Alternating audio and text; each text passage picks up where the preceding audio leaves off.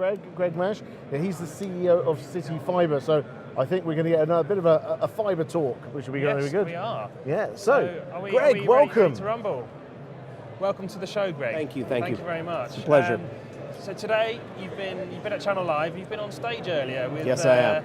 Another known network provider, Openreach. Another big heavyweight, as they called us. Another big heavyweight. How did that go? What were the key messages coming out of that? Well, I think it went relatively well for both of us because it compares and contrasts the two models.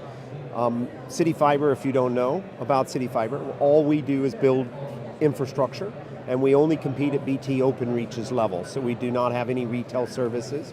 So we only build pure infrastructure, and we sell it to other service providers. Okay, so we're a communications infrastructure provider. So for us to succeed, Openreach must lose. So I mean, it's a very simple fact. There's enough revenue in the UK, cash, flow of money that moves into the Openreach channel, that if it was directed into other spots, you could rebuild the digital infrastructure of the UK.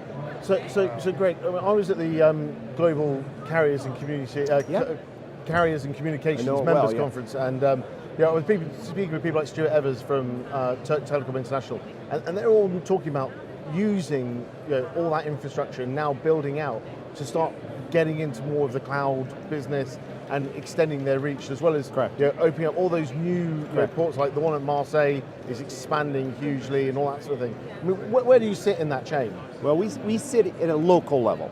So what's occurring is, and if you've been around long enough, maybe you two haven't witnessed, but there was a big boom of infrastructure built between 95 and 2002. And that was the fiber rush in the internet days, and then that crashed with the internet stoppage. But what took place is the internet traffic continued to just grow exponential. And then what's happened is all of that infrastructure that was built long ago has been used. So whereas we used to have a lot of supply and little demand, we now have huge demand and no supply. And that's why every data center has to have fiber. Everybody that does massive cloud computing has to have fiber.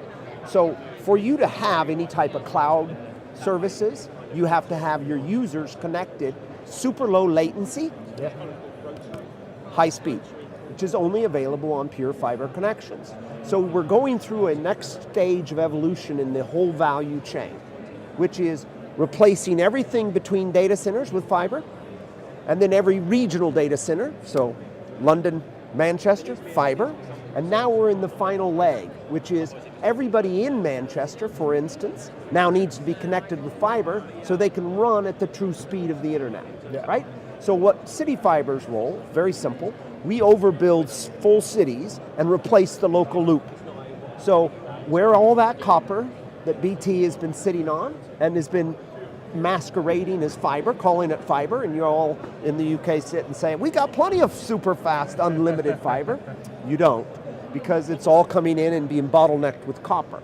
So what we actually do is come in on a city by city level basis and replace, or what we would say is the first copper to fiber switchover, which is you actually go in, and that's what, if you've heard about CityFibre, we've signed a huge framework with Vodafone, being 5th or 6th largest communications company in the world, somewhere around 99 million lines around Europe. But in the UK, they were completely dependent on BT.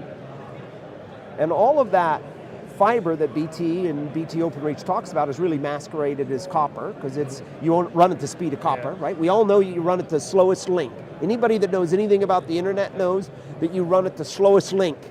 You can put all the fiber in you want behind it, but you always run at the slowest link. So what we do is we're taking cities, we're across 54 cities in the UK now, and 12 of those cities we're rebuilding and putting fiber into everything. Every premise, every home, and every office across the whole city. So that's a huge job. Is it worth explaining? 2.6 billion. is what it's going to cost us to do those 50 cities. How are you getting this 2.6 billion? You've Well, gone we through a were lot of owned changes. by Goldman Sachs Infrastructure Fund and Anton Infrastructure I hear Fund. Goldman Sachs have a little bit of money. Yeah, they do. I think that's pocket change, isn't it? So, well, actually, the rebuilding of the digital infrastructure is going to be expensive, but it has to be done in the UK, as well as has to be done in the US, has to be done in Germany, has to be done in France, has to be done. Every Western country that got dependent on copper is left behind. So the emerging markets, any emerging market, like China, for instance, they just put fiber in everywhere. Yeah, I mean, look at Korea, where everything's fiber and everything's So their economy runs faster. Innovation runs faster. Excuse me. Yeah, so put the weapons on stun, you see. Yeah. So everything runs faster in a digital economy, as you know.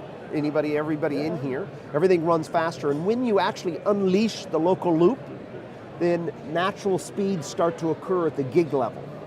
So I just want to pick up on that. I did a great show with Ed Smith from Megaport, and we were talking about cloud and the edge. And obviously, it's always about the point of connectivity of where, as you say, that the slowest link is the bit. Correct.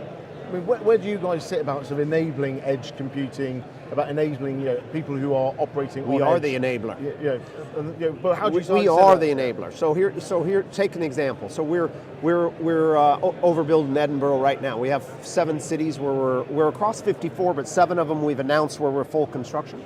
Now the edge connects of this world that wants to come in and put a small data center inside the city, he wants to put it in next to the fiber plant because all the traffic ends up coming onto the fiber plant. So for you to do edge computing, for you to get content distributed down to the edge, you have to get close to where the fiber is being distributed out to everybody's homes and businesses. But does that not present you with a huge security risk? Because obviously, when you start adding to more and more devices, who are getting linked in. Not to me, because we're a wholesale infrastructure provider. Yeah. So we just build the infrastructure. Now my channel base is 1,500 resellers, Vodafone, Sky, TalkTalk, all of those are my retail customers. They run the active layers on top of our network. But for us, the most secure physical infrastructure you have is layer 0, which is where I operate, layer 1, 0 and 1, right? Digging up the road, 0, 1's putting in the conduit, the fiber lines, right? And then let the other guys run layer 1s, 2s, 3s, and 4s. So what's the timescales for this rollout? It'll take us a decade roughly to get 20% of the UK rebuilt. Now the UK, the UK has just issued what they call their Fibre Program, the Future Telecoms Infrastructure Review, and they're now moving into a period where they're going to start putting legislation in place that guides how Ofcom will level the playing field. The whole desire is that the dependency of the UK on BT Openreach must be broken, because if you don't break that, you will never come out of the doldrums. Yeah. So in the last minute we've got, what's on the roadmap? Come on, give us a scoop about what's coming next for you. Well, what's next for us is we're going to announce another 5 cities, and that'll take us to 12 cities and a million premise rollout, which is the largest physical rollout of any independent infrastructure company since the cable builds. Wow. That's how long it's been since somebody built real true transformational infrastructure. Now, BT loves to quote all their numbers, but most of their money still flows into dividend payments, and most of those dividend payments go back to North America, or they go to Deutsche Telekom, who owns BT. Brilliant. Greg, that's been fantastic. Thank you so much. Interesting. Thanks so much for your time.